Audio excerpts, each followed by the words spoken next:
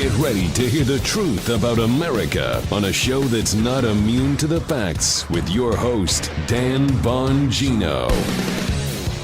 I warned you, folks. We can't get caught up in this whole let's play patty cake with the left because that's not the political fight we're in right now.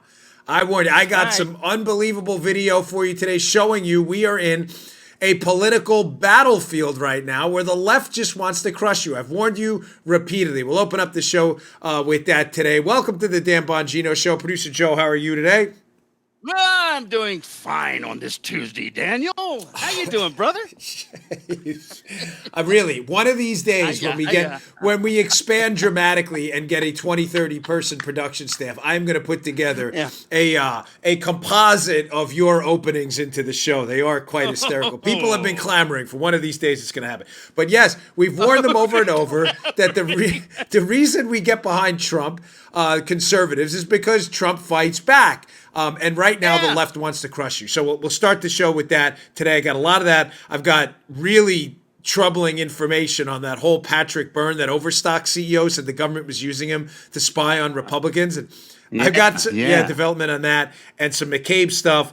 Also, this social credit system with this government surveillance state is just out of control. All right, today's show brought to you by our buddies. Listen, worst time. And I say worst time because we're looking at a potential another hurricane down here in Florida. But better time for them is My Patriot Supply to talk about preparedness, right? It takes only one major disaster to remind us how fragile life is and how systems are. They can break down. Life can change in a moment, and so does many times without warning. Listen, we just found out about this potential Hurricane Dorian. And listen, it might peter out. We hope it does, but those spaghetti models, where I am, is right in the line of fire there. So the good part is Paul and I are prepared. We have our generator. We already have our gasoline. And we have probably 6 months of food stored up. We use our friends at My Patriot Supply. Order at preparewithdan now, preparewithdan.com now. When emergencies strike, are you prepared? Can you be without electricity and stores of food for days? What if weeks? What if the supply chains break down for a little while? Folks, preparedness is important. You ensure everything in your life that matters. Why would you not ensure your food supply? This is why I prepare with My Patriot Supply. They've revolutionized preparedness with an industry-leading line of emergency food, gear, water filtration products that you may need at some point in your life. This week, save $100 on a 4-week emergency food plan when you go to my special website, preparewithdan.com. That's preparewithdan.com. These 4-week food kits include breakfast, lunches, and dinners, and they last up to 25 years in storage. Shipped free and discreetly right to your door. Don't ignore the writing on the wall. Give yourself peace of mind. Save $100 today. Build yourself an emergency food supply plan. Today's the day to prepare. Go to preparewithdan.com. That's preparewithdan.com, preparewithdan.com. All right, let's go. Oh, way off on that one. Okay, so, the New York Slimes is upset that we now, conservatives have woken up, libertarians, good Republicans, and even moderate Democrats who voted for Trump, and are figuring out that people like the New York Times, liberal activists, the Washington Post, CNN and MSNBC aren't interested in the facts, aren't interested in data. Frankly, they aren't even interested in opinion. What they're interested in is crushing conservatism. Trump and the evolution of Trump derangement syndrome has woken up a lot of people onto the right into the vitriol we've seen from them. Now, let me play this a little bit in reverse. I want to go to this Jennifer Rubin video first. This is Jennifer Rubin, who comically the Washington Post labels as a conservative. She works there. She's not a conservative. She's not even a Republican. She may nominally label herself a Republican. She's a liberal is what she is. But the New York Times, of course, trying to look bipartisan and open to new ideas, hires Jennifer Rubin. This is Jennifer Rubin basically enunciating the left's new strategy against us as conservatives. And I want you to take this very seriously. Play this cut. I also want to echo something that my friend EJ said. It's not only that Trump has to lose, but that all his enablers have to lose. We have to collectively, in essence, burn down the Republican Party. We have to level them, because if there are survivors, if there are people who weathered this storm, they will do it again. They will take this as confirmation that, hey, it just pays to ride the waves. Look at me. I've made it through. And so up and down the ticket federal, state, local offices. The country has to repudiate this. It is not a normal administration. And when these people say, oh, you can't criticize us, it will deter public service. It will deter people who are liars, right, who are enablers, who are really bad people, and they should be deterred. Yeah. They don't get to escape accountability. That's all of our job, to hold them accountable for the rest of their lives. You know what's really comical, by the way, about that segment, which you've probably seen? I don't like to run clips you've seen on other shows, especially throughout the day, because I don't like to relitigate a case you can see on a cable news channel. But this was important.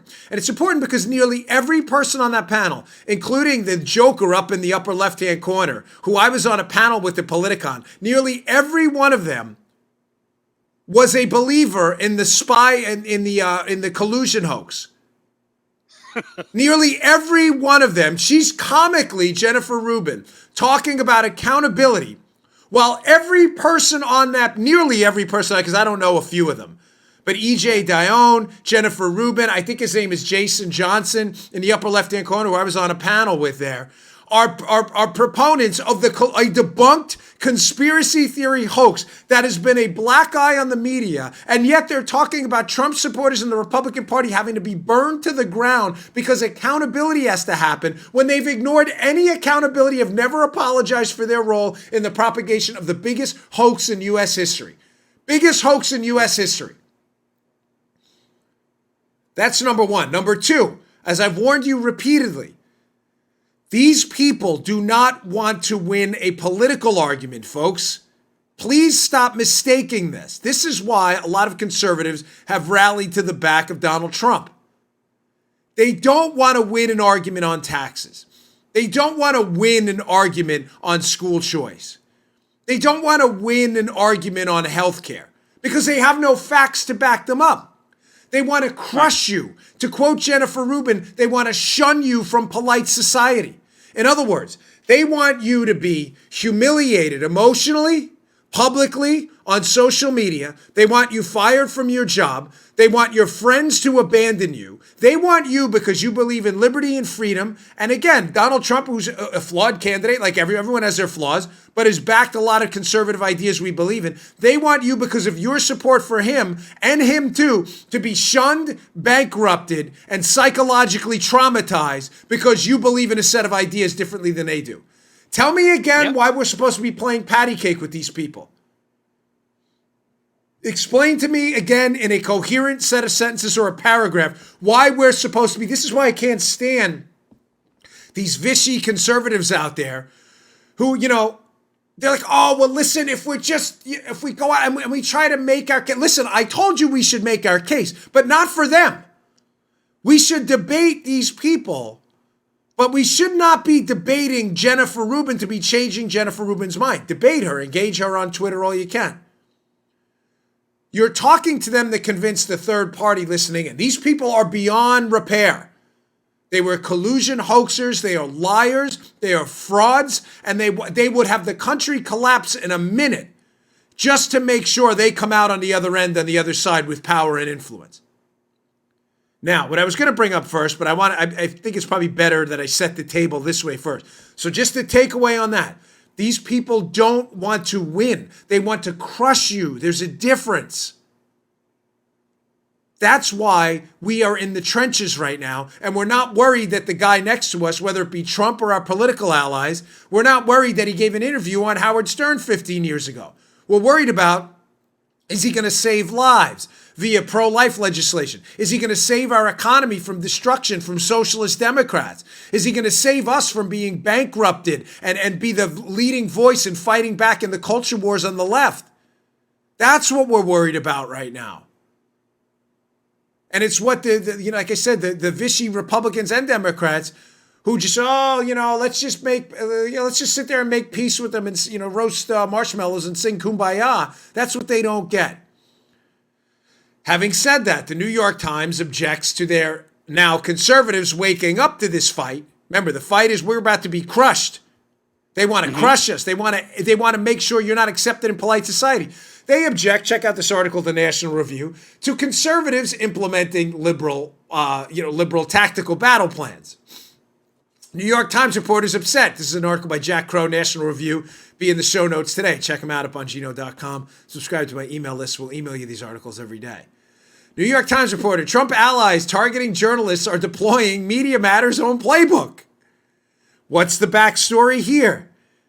Again, as a response to that video you just saw of Jennifer Rubin and the hysterical TDS level 6, Trump derangement syndrome level 6 infected left that want to crush you, bankrupt you, humiliate you, conservatives have finally woken up, and a band of conservatives have figured out that if they deploy the left's own strategies against them, they can finally create a battlefield situation where we can fight back. Now, what is the article about? You may have missed this story, but it's an important one. For years, the jokers at Media Matters, who are just complete clowns. I mean, it's a total clown show of losers working for like $1 an hour in sitting there in between bouts of 20-hour internet porn watching.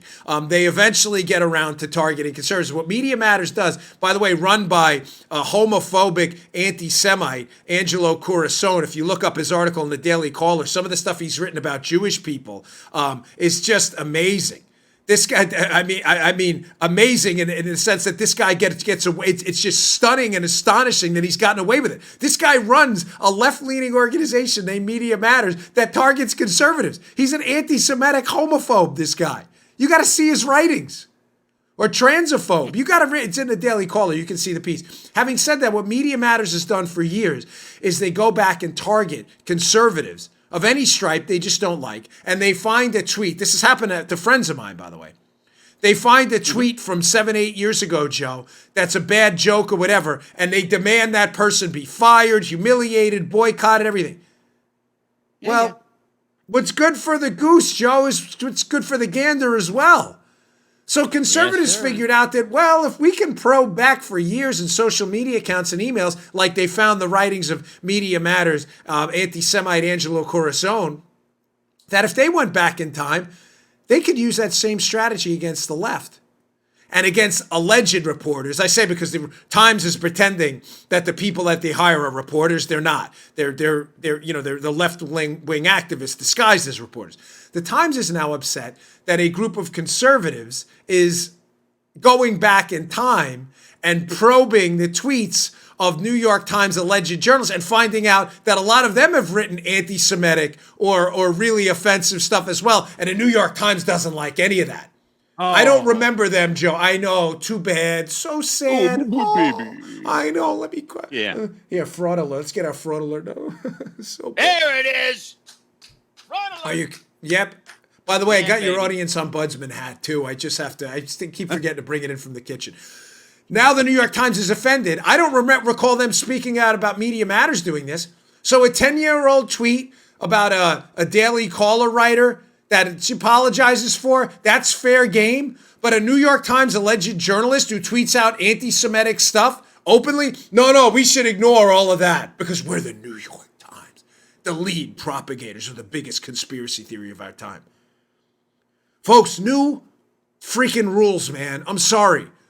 The new rules are we win, you lose. This is a political, ideological battle right now. It's not a joke. The left, you listen to their own words. I don't have to paraphrase them. I can just play their own words. Listen to Jennifer Rubin and her liberal allies, all nodding their head in approval, like dopey bobblehead dolls.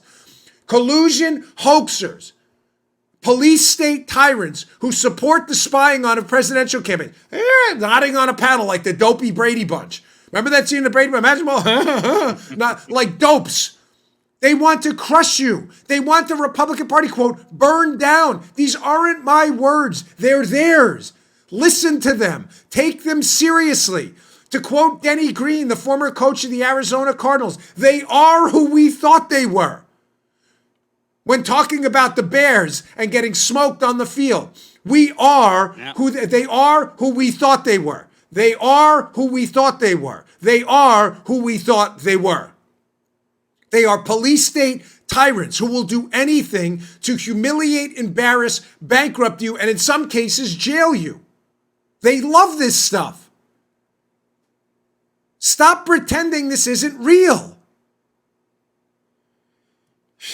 Just listen to them. All right. I got a lot of stories to get to, so I'm going to have to move on. But I can't caution you in strong enough terms. The left is not kidding, folks. These are police state, anti-free speech, Antifa supporting, spying police state tyrants. They are who we thought they were. Eddie Crew, we need that. That's a great, by the way, the great Lana Lighter, one of the greatest sound bites ever. It's up there with the Jim Moore. Playoffs. See, that's Google Jim Moore playoffs. I know I brought it up before, but it's worth your time. Playoffs. Yeah, it is funny. All right, let me knock this one out. Because I got to roll for a bit on this. I want to get going. We have sponsors who pay to be here to talk to you. Today's show also brought to you by buddies at Dynatrap. This is the greatest fly capturing system ever. I have like 2 or 3 of these in my house. Florida is the greatest state in the union, but we do have a lot of insects down here. Plug this into your wall outlet. This is what it looks like. That's the cover. You see it right there? Doesn't even look like an insect trap. Remember those goofy glue strip thingies? They're really disgusting. No one wants to see that in the house. Get the Dynatrap fly light. It's summer. The only thing more annoying than Jim Comey fake news and the crazy left-wing media are insects in your house. Flies and insects invading your home, no good. You don't know where those things landed. Last thing they're landing on your food. Come on, let's be honest. It's kind of gross, So we'd like to thank our sponsors at Dynatrap. It's the leading manufacturer of outdoor mosquitoes and insect traps, and now they've come up with a solution for indoor pests. The Dynatrap fly light. This thing works, ladies and gentlemen. I have them plugged in my house. You change the glue strips out. I have to do it like once a week down here. You'd be surprised what you catch at night when they fly right into the light and the glue trap catches them right there. I know. It's pretty nasty. Forget the disgusting fly strips. Go with the Dynatrap fly light. Looks like a nightlight. That's it. Plugs right into the outlet. I've been using it. Listen, truth be told, I've been using it for a couple of years now. I know the copy says a couple of days, but I've been using it for a lot longer than that. I could actually, if I'd gross you out, but I don't want to show you the glue traps. We catch a lot of stuff. Get yours at Dynatrap.com. That's Dynatrap.com. Enter promo code Bongino and get a healthy 15% off. Dynatrap, the safe, silent, and simple solution to household insect control. Dynatrap.com. The Dynatrap fly light, available at Dynatrap.com. For indoor insect control, Dynatrap.com. Use promo code Bongino for 15% off. Trust me, it works. Use it for a week. There's nothing worse than seeing a shiny green fly walking on your ear of corn. Disgusting, That's just isn't it? Awful. It is. Oh, man. Throw that thing right out. Bad visual. I know. Yeah. I know. All right, so moving on. Listen, last week we talked about Patrick Byrne, the CEO of Overstock. I know I got to eat after this. I'm gross. Overstock CEO appeared on Martha McCallum's show. And Patrick Byrne was alleging, and I'll give you a little bit of an update on this in a second. Patrick Byrne was alleging that the FBI was using him in an effort to spy on Republican campaigns and kind of hinted at some operation with Hillary Clinton. If you listen to last week's show, I think he said that wrong. I think he was looking for Russian blackmail on Hillary Clinton. The FBI was trying not to blackmail Hillary Clinton.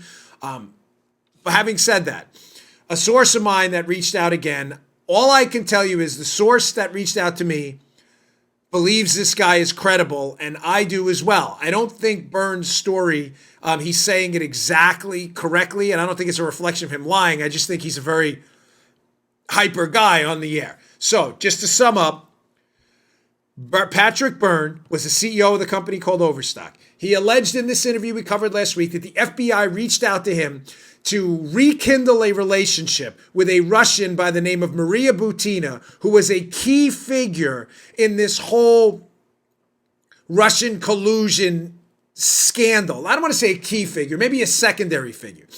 The gist of it was this: that the collusion hoax, which was a hoax, was that the Russians were laundering money into the Trump campaign through the NRA. That allegation has been widely discredited and debunked. And the allegation is this Russian, Maria Butina, follow me here, I don't want to lose you, that she was making contact with NRA officials and kind of like greasing the skids for all this, trying to develop contacts for the Russians, right? So Byrne's saying, hey, the FBI asked me to contact Butina to kind of like gather information maybe about this collusion thing. Now, having said that, a lot of you know the backstory. If you don't, that's it in a nutshell.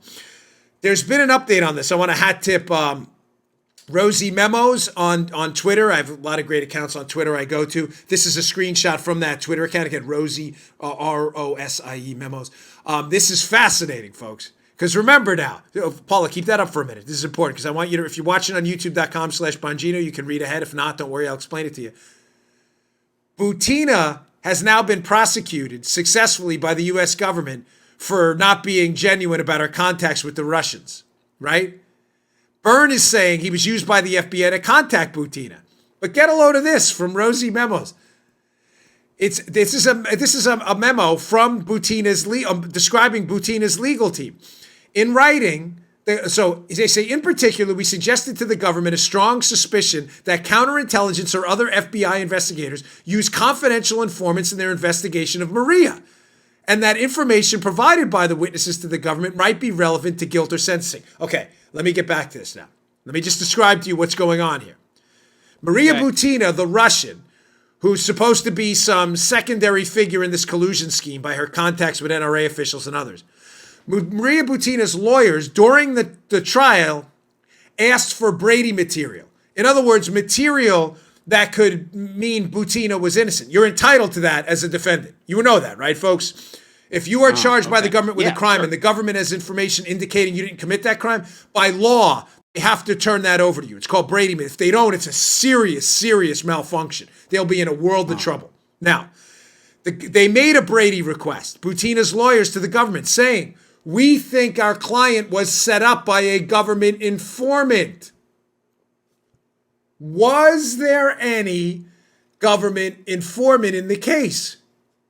Now, if you listen to last week's show on Byrne, you're like, yeah, Byrne. Byrne said he was instructed by the FBI, or requested by the FBI, let's be precise, to contact Butina. The very definition, Joe, right, of an informant for the FBI. I'm not crazy, right? Yeah.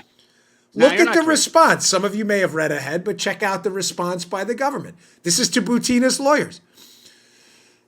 They're suggesting that she was set up or there were dangles put out there. In writing, the government denied the existence of any such Brady material. Oh, is right. Orally, during debrief sessions with Maria, I directly told the government, this is her lawyer, that I believe Patrick Byrne, CEO of Overstock, who had a sporadic relationship with Maria over a period of years prior to her arrest, was a government informant. Listen to this, folks. My speculation was flatly denied. My associate Alfred Curry made similar assertions in a separate debrief that he covered and was also rebuffed. Ladies and gentlemen, somebody is lying. Remember DuckTales? Scrooge McDuck? They had the harp that could detect me. You are lying. Somebody's nose is growing. Somebody's not telling the truth. Somebody is not telling the truth here. Either Patrick Byrne is making up this whole story, which I'm telling you, based on strong sourcing on my end, he is not. He is not. Listen, I could be wrong. I doubt it. Not based on the people, notice the plural, I've been talking to about Byrne. Byrne is saying I was a government informant, requested to contact Butina. Butina's lawyers, were there government informants in the case? What about Byrne? No, there were no government informants, the government said. One of these people is lying. Ladies and gentlemen, may I suggest to you that it is not Byrne. That again, they are lying again like they were lying about Halper, like they were lying about Downer, like they were lying about their leaks to the FBI's leaks to the media, like they were lying about the July 31st start of Crossfire Hurricane when we know the investigation of Trump started possibly as early as 2015. They are trying to cover their tracks because the Butina NRA story turned out to be a dud. And the Butina NRA story was at least the NRA story about them laundering money, which was false, for foreign donors from Russia into the Trump campaign. That was a key component of the debunked dossier used to spy on Trump. They are wiping clean all their tracks. Someone is lying. Again. Man, the FBI has been pretty bad with this exculpatory stuff. Oh, here, my God. You know what? Jeez Louise. Excellent point. I mean, what do you have? We have the George Papadopoulos tapes where he's like, I wasn't, this is treason what you're suggesting. I didn't do this. That exculpatory information. Yeah. The fact that Carter Page, they didn't verify any of the info on Carter Page. There's allegedly tapes out there of Carter Page too. Now we have this exculpatory information that Butina may have had a source dangling information in front of her. Folks, If Butina's guilty of being a foreign spy, fine, charge him with that. That's not what they charged him with, by the way. But I'm telling you, this case is a scam. The government is wiping clean its tracks in the sand. Good point there. The exculpatory information is everywhere, and you hear none of it. Can I make one final comment? I'm asking like I got to ask someone.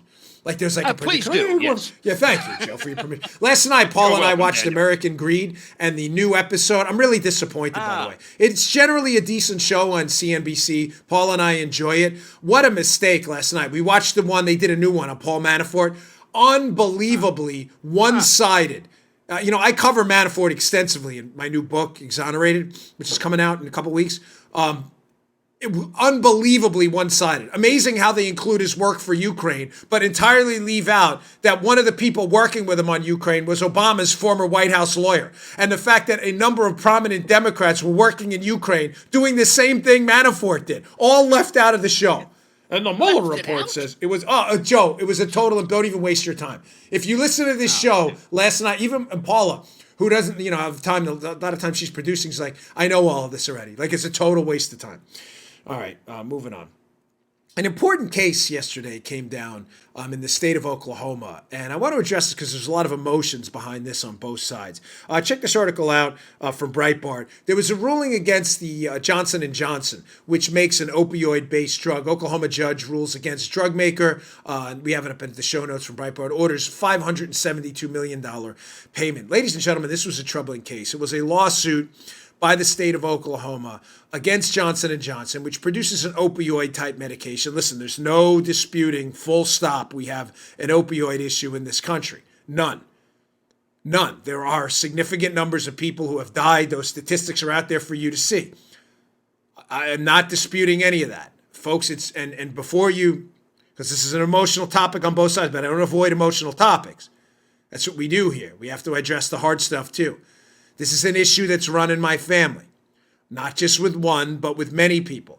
So I just ask you, email me, our email's on the website, say whatever you need to say, but before you say, I just wanted you to keep in context, this is not some issue that I am discussing. I'm discussing this personally.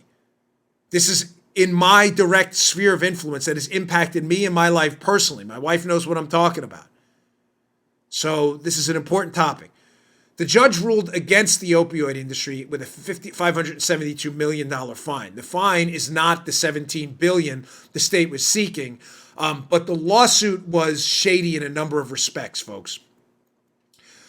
It involved the use of public nuisance type rulings instead of direct impact ruling. The way it was conducted was awkward. And I wanted to bring up a couple of points about this. Folks, we are always going to have problems when it comes to pain medication, always, because the potential for abuse of them is high. But folks, the level of abuse, although serious, again, it is a serious problem, should not incentivize people to sue these companies and drive them out of business. 90+% of people who use these drugs and need them, chronic pain situations, post-surgery situations, use them responsibly. Folks, I had back surgery. I was prescribed oxycodone once. I had no problem with it at all. I think it was 2 days, and that was the end of it. I mean, that was 20 years ago when I lived in Maryland. That probably covers 90 to 95, if not more percent of people prescribed these drugs. And I ask you, before we start suing these companies and bankrupting them, disincentivizing them to produce medications that can mitigate human pain, what's the personal responsibility component here? Folks, you understand that these lawsuits by these states have significant consequences. This is it may prevent doctors from prescribing these medications to people who need them. It may disincentivize companies from producing new and more effective, even less addictive ones in the future. I'm not suggesting every step these companies followed was the right one. Again, I'm not suggesting there isn't a problem. But folks, there's a personal responsibility component here. And because a small percentage of the population abuses these drugs, some die in the process, which is tragic. Again, I've been personally affected by this. Should not mean that the rest of society should be penalized for it. Keep in mind, as was pointed out in the Wall Street Journal this morning, these are government-regulated drugs, Joe. approved by the FDA, that have to be prescribed by doctors. They're not over-the-counter medications, who are sold in pharmacies that have significant government regulatory loads to sell those drugs. This is not an unregulated field. I don't want to spend a lot of time on it, but it was a significant ruling. And I'm just telling you, there are people out there who use these drugs responsibly because they have chronic conditions they can't manage. They live with chronic pain. The rest of the world shouldn't have to suffer because of a personal responsibility lapse or people who choose to abuse these drugs. Ladies and gentlemen, I get it. An addiction is a disease. I live with it. But the world is not full of simple solutions. Let's just sue them out of existence is not a solution. I think this was a bad call, a really bad call. All right, I've got a lot more to get to. I have some, just to follow up on a lighter note. At the end of the show, I want to play some video of Joe Walsh yesterday. Again, this just clown trying to run against Trump for the Republican nomination. He got some news on the air yesterday that Joe and I were laughing at before the show. We're like, he was shocked by this. So I want to play that. But I got a lot more to get to. I want to move on to the Andy McCabe saga, which just keeps getting worse and worse and worse. You know what? Let's get to the last one today, last sponsor, because I want to motor through this. McCabe is in a world of trouble. The former deputy director of the FBI is in a world of trouble. There is a grand jury getting ready now, I hope, to indict. If they pass on an indictment, the justice system is dead. All right, today's show finally brought to you by our buddies at ZipRecruiter. Listen, hiring is really difficult. Paul and I run Bongino.com, Bongino Inc. We have people who work with us, but looking for people is tough. It is hard. You get these mounds of resumes. People email you stuff. Some are qualified, some are not. You read through them. What if there was a better way? Ladies and gentlemen, there is. Hiring is challenging. There's one place you can go where hiring is simple, fast, and smart. Place where growing businesses can connect to qualified candidates and not waste a lot of time. That place is ZipRecruiter. ZipRecruiter.com/Bongino. ZipRecruiter.com/Bongino. ZipRecruiter sends your job to over 100 of the web's leading job boards, but they don't stop there. With their powerful matching technology, ZipRecruiter scans thousands of resumes to find people with the right experience and invites them to apply to your job. As applications come in, ZipRecruiter analyzes each one and spotlights the top candidates so you never miss a great match. ZipRecruiter is so effective that 4 out of 5 employers who post on ZipRecruiter get a quality candidate through the site. Get a load of this. Within the first day. One day, you can't beat that. Right now, my listeners can try ZipRecruiter for free. If you're a business, you need to try this out. At this exclusive web address, ZipRecruiter.com/Bongino, ZipRecruiter.com/Bongino, ZipRecruiter.com/Bongino, Bongino, ZipRecruiter.com/Bongino. Check them out if you're looking for qualified candidates. They're the only place to go. All right. Folks, this McCabe saga has me furious. Andy McCabe is a former deputy director of the FBI, was an integral figure in the spying scandal on the Trump team, signed one of the FISA warrants. McCabe was the one who claims to have opened up the obstruction investigation against Trump after his buddy, his pal, his chum, disgraced former FBI director Jim Comey was fired. We didn't cover this yesterday. I'm sorry. There's just always a lot going on here. Andy McCabe, a decision should come down within days if he's going to be indicted or not. Now, what's the indictment about? Why is McCabe in trouble? Why is McCabe, by the way, one of the sleaziest figures as well in this entire thing? I would debate as sleazy as Jim Comey. Number one, let's put up, this is a hat tip. I think this came from Conservative Treehouse. They always do good. They outline stuff pretty nicely. No, not the timeline. But Conservative Treehouse has a timeline up of what exactly McCabe did and why he's in trouble. And I want to make sure I give you a little bit of background on this first because it's important. Andy McCabe was the deputy director of the FBI. During the investigation of the Clinton email case, it's alleged, and you can see if you're reading this, I'll highlight it in a second here. You can see the IG report points out to his lack of candor. So he was interviewed on May 9th in 2017. This is from the IG report. When questioned under oath by FBI agents from their inspection division, basically their internal affairs. And McCabe lacked candor when he told agents he had not authorized the disclosure of the Wall Street Journal and did not know who did. This conduct violated FBI Offense Code 2.6, lack of candor under oath. Now, let's be clear on what's going on. there is a leak to the Wall Street Journal about sensitive information in the Clinton probe. The FBI Internal Affairs becomes suspicious that that leak was from Andrew McCabe. When he is interviewed under oath on May 9th, he denies being the source of that leak. Follow me, because if you don't know the details of this, the McCabe story becomes confusing, and leftists who love McCabe, who was just hired by CNN, unbelievably as a contributor, this guy's a known liar.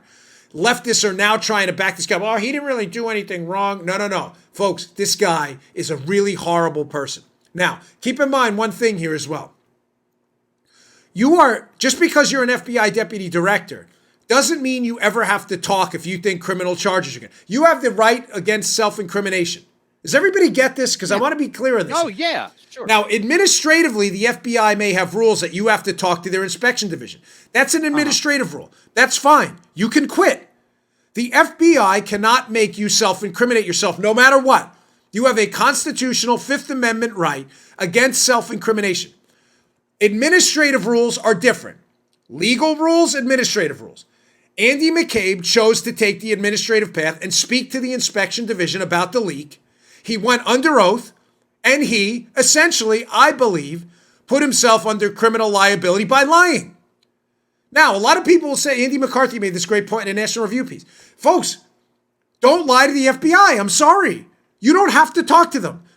I don't want to be a jerk with this, but Andy McCarthy made an excellent point. You don't have to talk to the FBI. You don't. If you don't want to, don't do it. I'm just telling you, if you do, don't be stupid and lie to them because they can charge you, and in many cases will. Andy McCabe chose to speak to the FBI he worked for, and he did not tell them the truth. I wasn't the source of the leak. He was the source of the leak. We know that. Now, what's the problem? Put that back up again. What makes it worse? McCabe changes his own story to the inspection division on a November 29th interview when he says, oh, all right, he did authorize disclosure, but basically he said it was just at the end of a meeting when I said to these inspection guys, it was at the end of a meeting and I was basically confused. This is defense. You can read it on youtube.com/Bongino, the whole thing. And Conservative Treehouse has some good coverage of it today as well. So let me get this straight. He goes under oath, chooses to take the administrative path, doesn't invoke his right against to not incriminate himself, lies to the FBI on May 9th, then goes back in November, tries to retract his and goes, no, well, I was the source of the leak. What I originally told you wasn't true, but I just said it in passing at the end of an interview. You may say, all right, well, that sounds innocent enough. Remember, the leftists are going to defend these guys. Wrong. Holding McCabe 10 yards, repeat first down. That is not what happened. What this sleazeball did is unreal. In that period, between that original May interview and the November interview, you know what this guy, get a load of this crap, Joe. You know what this guy does? In order to cover his tracks that he was the leak to the Wall Street Journal about the Clinton email case, he calls up, gets on a conference call, his Washington and New York field office supervisors, and this sleazeball starts berating them for the leak. Oh, man. It's his leak. It's McCabe. McCabe knows he leaked it. How does McCabe know he leaked it? Because he's McCabe. McCabe is McCabe. McCabe knows he leaked it. And he starts, dude, can you imagine, like Paula and I screw up the Adobe Audition for the podcast? We know we did it. And well, here's me on the phone. Armacost, you piece of garbage. You screwed this up. You're fired, man. You're fired, buddy. Get out of my shop. What a horrible guy you are. Piece of garbage, Armacost. Get rid of this clown. The worst ever. Meanwhile, Paula and I screwed it up and we know it. Can you know what kind of a degenerate loser you have to be to do that? And meanwhile, Joe's probably feeling bad. Like, man, I screwed up. That's so bad. How did I do that? I let them all down. Meanwhile, you did it. McCabe leaked it and started yelling at his field office supervisors for a leak he leaked. This is what a sleazeball this guy is. Now, again, we put this up before here. This is also the guy, just so you have background on what a sleazeball McCabe is. McCabe is the guy who, keep in mind, after the firing of Jim Comey, has already told people he's the one who wanted to investigate Trump for obstructing the investigation. Here's an article in Time magazine from a while ago, a headline. Acting FBI director. They're talking about McCabe, by the way. There has been no effort to impede the investigation into Russian meddling by Maya Rodan, May 11, 2017. Again, Andrew McCabe, lying sleazeball. Let's open up an investigation into Trump for obstructing our investigation into Russia. Same Andy McCabe, under oath, to Senator Marco Rubio in the first couple weeks of May of 2017, quote, there has been no effort to impede our investigation to date. This guy is a liar. Trump obstructed. Under oath. Did he obstruct? No, nobody obstructed. Also, keep this in mind too. Andy McCabe is also the one who's alleged to have told Congress that the FISA warrant would not have existed without the dossier. In other words, this guy already knew the debunked, discredited information they used to spy on Trump was all they had. He's already said it. Remember, the original FISA on Carter Page, ladies and gentlemen, was denied. What if you listen to this show a year ago? The original FISA was denied. Don't forget that what I brought, this may be a little confusing, but I brought this up a year ago. After that FISA is denied, you need a couple of things to get a FISA approved. You need probable cause that someone is acting on behalf of a foreign power in the United States, and that someone is doing so in violation of U.S. law. Remember, it's not illegal to act on behalf of a foreign power, right? You may say, gosh, Dan, that sounds illegal. Does it really? Well, what is the Russian ambassador in the United States doing? Why wouldn't we, he's acting on behalf of Russia, right? Why don't we arrest him? Right. Because that's his job. That's what he does. Follow me. To get a FISA warrant to spy on an American, you have to act on behalf of a foreign power in violation of U.S. law. That second part is critical. Are you tracking? If you don't get this, the next part won't make sense. They try to get a FISA to spy on Carter Page. It's denied. Why? They don't have probable cause that he broke the law. What magically appears, ladies and gentlemen, in the dossier then, in the next series of memos that Andy McCabe has already acknowledged became a key portion of the FISA warrants that were approved? What appears? This magical charge that Carter Page was going to accept a bribe from this Russian gas company, Rosneft, worth potentially hundreds of millions of dollars.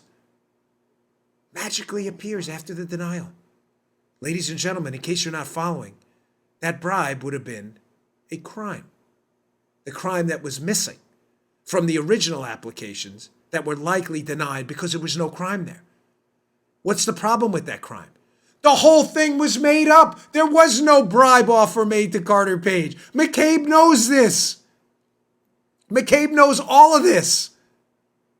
This guy's a fraud. He is a total fraud. If he is not indicted, put a nail in the justice system. Did you track that? Did that make sense? The fabricated bribery charge in the dossier that was made up because they hadn't leapt the second hurdle of PC, a crime. That Carter Page was acting on behalf of the Russian government and committed a crime in doing so. So they just invented one. Yeah, he took a bribe. Did he actually take a bribe? No, we just invented it for the FISA. Oh, okay. This is insane. And he's hired by CNN. This is like a bad joke. All right, I want to get to that Joe right in there. Yeah, dude, that's so right. He'll fit right. You were Joe. Bingo. He will fit right in at CNN with the other clowns. Stelter and them included. As I said last night on Fox, one of the biggest jokes in human history, the great mysteries of our time, is how Brian Stelter of CNN has a show called Reliable Sources. I cannot figure that out. All right, another big break here, just to show you how bad this case is. I'm going to hit this quickly because I got to get to some other stuff. The Archie declarations. We mentioned this last week. This is huge. Again, the Treehouse guys over there, Conservative Treehouse, have an update on this as well. I hope they don't mind me using their underlining highlights here. But this is what's going on here. The Archie declarations are these declarations about Comey's memos. Jim Comey wrote a series of memos. We've been told by the liberal media up to this point that these memos are small in number and they just cover some brief conversations with Trump. But that's not what this says. This guy, Archie, wrote a declaration saying, hey, we don't want these Comey memos exposed to the public because they have information in it. Look at what they may have in there. This is from their court filing. The memos also identify specific foreign governments and officials and reflect particular non-public interactions between them and the United States government, the public's disclosure of which could reasonably be expected to affect the United States' relationships with those countries. Wait. Time out. T.O., here we go. Under the hood for review here. We got laundry on the field, folks. I thought the Jim Comey memos were just a series of 5 to 7 or 8 memos or what, in small in number, that covered these conversations he had with Donald Trump. Now we're hearing, according to this guy, David Archie, who is, to be clear what this is, they don't want these memos exposed. He put forth a series of declarations saying, here's why these memos shouldn't be exposed. And one of the reasons they're citing is this sensitive information about foreign government spying. Are you picking up what we're laying down here? Oh, ladies and gentlemen, was Jim Comey documenting the Spygate scandal the entire time? How numerous are these memos? Are we talking about piles of memos? We know the FBI went to his house to get them. If, on paper, Jim Comey documented his efforts and the FBI efforts with the CIA and others to circumvent the U.S. intelligence prohibitions on spying on American citizens using foreign counterparts and others, we need to get a look at those memos. Stat. And it explains why the Justice Department doesn't want them out there right now. All right. Yeah, in a big way, I'd say, huh? No kidding. Imagine I put in my notes here. Imagine a blueprint to Spygate. Jim Comey wrote the whole blueprint. Moly. Now you see why this guy Archie put these declarations saying, no, we don't want anybody to see those. All right, moving on. I promise you I get to this Joe Walsh video. This guy is just a complete joker. I said yesterday, he's just an awful guy. I'm sorry. He's just not a good guy. Ask people who know him from his days up on Capitol Hill. He's not a good guy. He now wants to primary Donald Trump.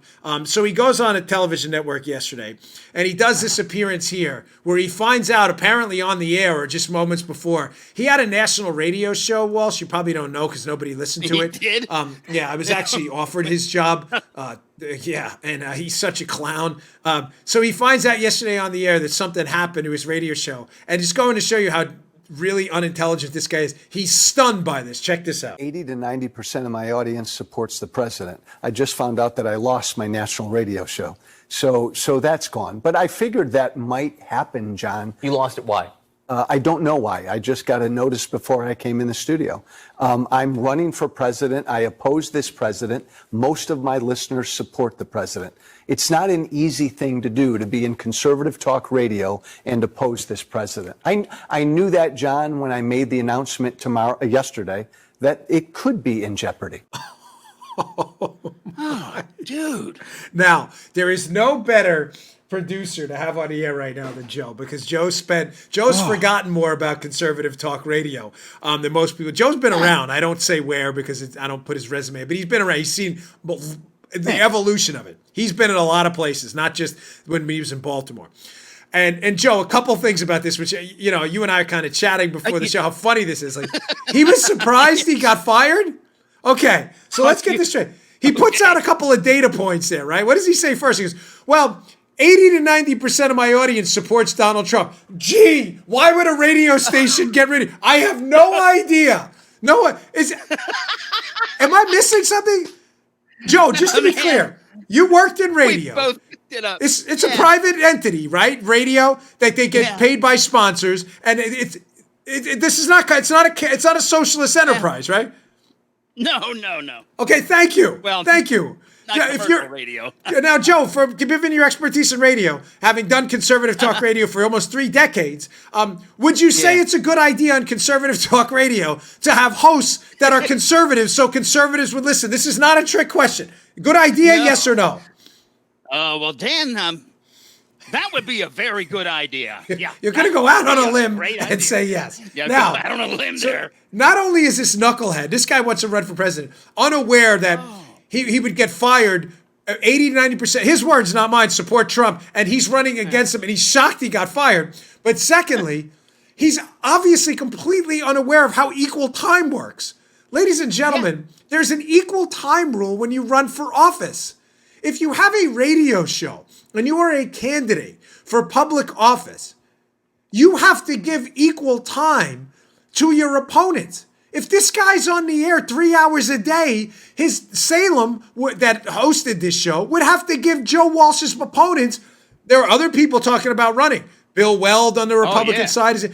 Mark Sanford wants to primary Trump too. They'd have to give Trump 3 hours a night. And all his opponents. Was he not aware? How are you in radio and you don't know about equal time? This is like being in banking and being confused that the dollar is the official currency of the United States. Like equal time, Joe, I'm not crazy, right? Is like no, you're not crazy, Dan. Day one of radio broadcasting. It's not the fairness doctrine. That's different. The fairness doctrine is gone. It's dead. It ended with the Rush Limbaugh-Reagan years.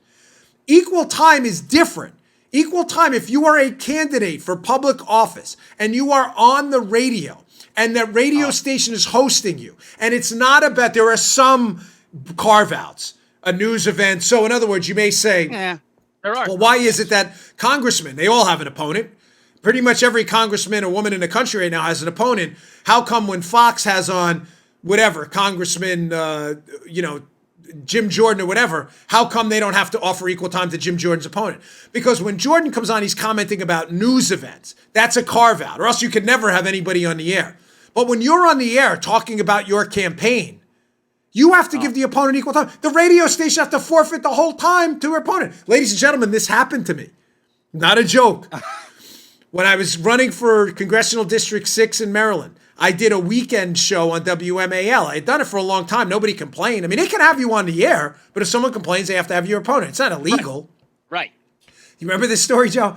And sure enough, I get a call from one of the managers there at MAL, and they're like, hey, man, I got bad news, but your opponent, John Delaney, is claiming equal time. The same guy running for president. You know what? They had him on the air. Yep, he was on the air for like 3 hours. They gave him the whole show. I think it was like 3 hours. They had to do it. Is Joe Walsh unaware of this? Just goes to show you that this guy's a complete knucklehead, ladies and gentlemen. He wants to be president. He doesn't even understand how his own industry works. I'm surprised. My whole audience loves Trump. I'm running against Trump. I got fired. He's like stunned. Oh, and the candidates will crawl out of the woodwork too. Oh my gosh! All these minor leaguers. Everybody will be like, "I want 3 hours on Salem radio." Joe Walsh is on. He's my opponent in the primary. Unbelievable! What a total knucklehead this guy is. All right, moving on. Last story. This stuff worries me. One of the things I've been concerned about for a very long time is I've been speaking out against the Patriot Act and other forms of government surveillance for a very long time. It's not just government surveillance that should worry you, ladies and gentlemen. It's the advent of these government-run systems that are proliferating around the world in conjunction with private sector surveillance as well. A fascinating article. I rarely use the headline articles at Drudge because most of you, you've already read them, and I don't like to relitigate stuff you can read elsewhere, as I said opening the show. This one's worth it. Check this article from Fast Company. It's making its way around the internet today. It says, Silicon Valley is building a Chinese-style social credit system. What do they mean by this? What's good? This is a really fascinating article. Be up in the show notes. Please check it out. Yeah. There's a couple of takeaways from this that should really, really concern you. China right now has a very disturbing, it's the world's largest surveillance state. The government has, I read this, if I'm quoting this number wrong, forgive me, but I looked it up and verified it twice. It just sounds incredibly large to me. If I'm wrong, email me. China currently has a network of 200 million. Again, I looked it up twice. Cameras in its areas that monitor people. Monitors from, and I was listening to a podcast this weekend. Apparently, they have not only facial recognition, Joe, but get a load of this. They have gait recognition. Gait, G-A-I-T, not really? G-A-T-E. Yeah. In other words, if you hide your face, yes, you have a very specific, me with my arthritis, I walk really funny. Apparently, they can pick me out. 200 million cameras. Now, the article goes into that a little bit, but says, ladies and gentlemen, what they do with that is they use it for a social score. In other words, let's say your gait detection system detects you jaywalking. China has a social credit system, and they humiliate people. They put people on the internet like, here's Joe Armacost, serial jaywalker.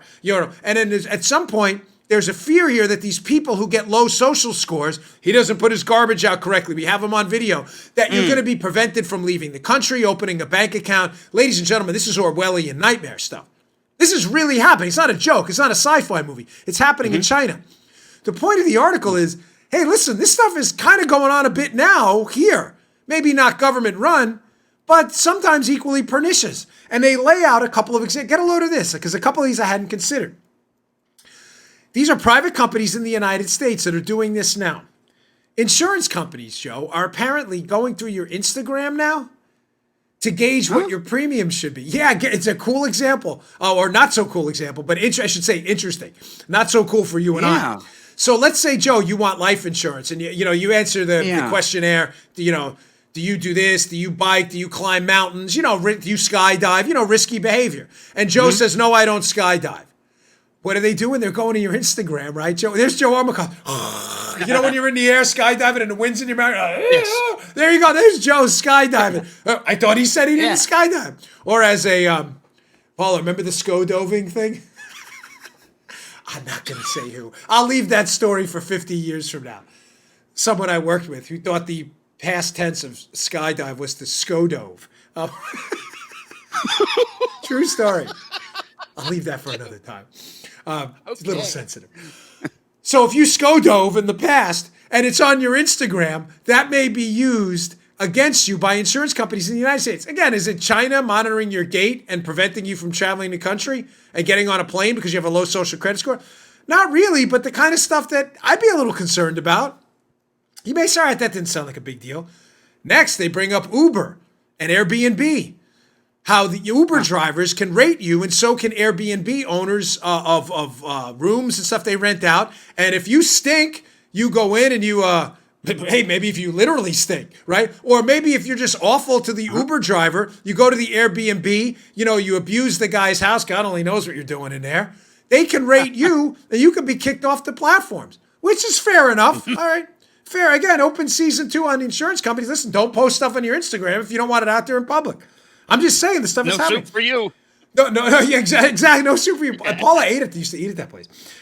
They have another thing called patron scan, or as I mistakenly said when I was reading the thing because of Paula and I in date night, patron scan.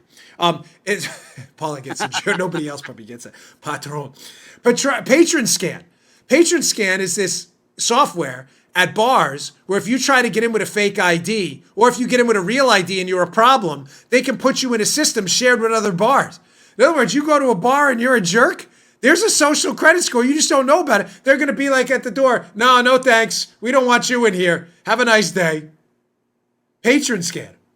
Or the Dan Bongino version, patron scan. We already seen it with YouTube and Twitter, where if you're a conservative, they can boot you off. But folks, this kind of stuff, again, I'm not trying to panic anybody. I'm just saying, we speak out against this social credit system in China as we should. Of course, us being liberty lovers, we should speak out. But we don't realize that we're inadvertently having this done to us by private business as well in this country. But what the superiority, as I discussed in yesterday's show, over private business to government, to end on a positive note with this, folks, is you don't have to do any of that. You don't like Uber? Don't get in the car. You don't want to be rated by Airbnb? Go get a hotel room. You don't want to, show up in patron scan? Then don't fight in a bar. You know what I'm saying? You don't have to do this. The government in China is monitoring you, not by your choice, no matter what. And they have, of course, government has a monopolistic use of force, which private business doesn't have. One more thing about this. The article warns people that just because this is in China doesn't necessarily mean that you won't be caught up in it. That this network captures you too. So if you go over to China or some of the countries they license this technology to, and let's say you have a business meeting and you didn't want the details of that business meeting and who you were meeting with public, you may be caught up in this system too. And your business may suffer. Just a warning. But fascinating article. Can't encourage you strongly enough to read it. Be in the show notes today. Folks, thanks again for tuning in. Please subscribe to the YouTube channel, youtube.com/Bongino. We have one of our biggest overnights ever on the YouTube channel. The audio podcast, always available. All this stuff is free on Apple Podcasts, Google Podcasts, SoundCloud, iHeartRadio, and elsewhere. You can check it out. You can always go to Bongino.com as well. Please subscribe. The subscriptions help us move up the charts, and it's always free. Thanks again for tuning in. Hope you like the show. I'll see you all tomorrow. All right, today's show is brought to you by our buddies at Brickhouse Nutrition. They make one of the finest nutrition supplements out there. Hey, here it is. Field of Greens. Field of Greens. Now, you'll notice that's empty. Why is that empty? Just like my bottle of foundation or other great product, I use this. This is the finest fruit and vegetable supplement out there. This is real food, Field of Greens. This is not cheap extract. This is real ground up, healthy fruits and vegetables, the key to a long, great, healthy life. Your cognitive abilities look better, feel better, perform better. Field of Greens, it's your fruit and vegetable insurance. I love it. Use the product twice a day. It tastes great. This is real, healthy, high quality fruits and vegetables. Think of it as your fruit and vegetable insurance for a long and healthy life. Go to brickhousenutrition.com/Dan. Pick up a jar of Field of Greens. This is empty. I need some more because we use it, me and my wife too. Field of Greens, available at brickhousenutrition.com/Dan. That's brickhousenutrition.com/Dan. Pick it up today. You just heard The Dan Bongino Show. You can also get Dan's podcasts on iTunes or SoundCloud. And follow Dan on Twitter 24/7 at DBongino.